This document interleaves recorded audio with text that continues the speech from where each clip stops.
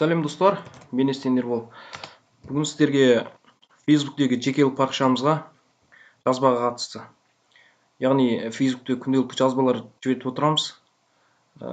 Сонымен қатар басқа сіздің достарыңыз, болмаса басқа да адамдар сізге жазбалар жазып кетуі мүмкін, болмаса сіздің рұқсатыңызсыз фотолар жүктеп керексіз нәрселерді бөлісіп кетуі мүмкін.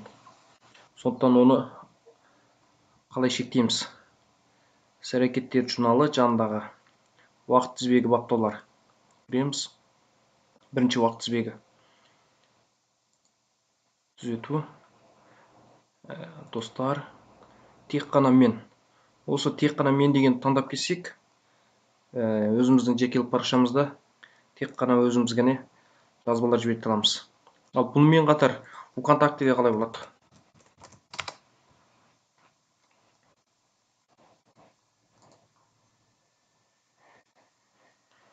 Баптаулар.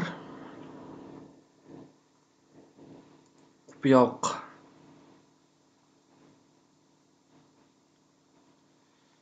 Кім парақшамда жазба қалдыра алады? Тек қана мен дейді. Қазір менікі дұрыс тұр екен. Бұның ішінен тек қана мен таңдап кетеміз. Болды достар.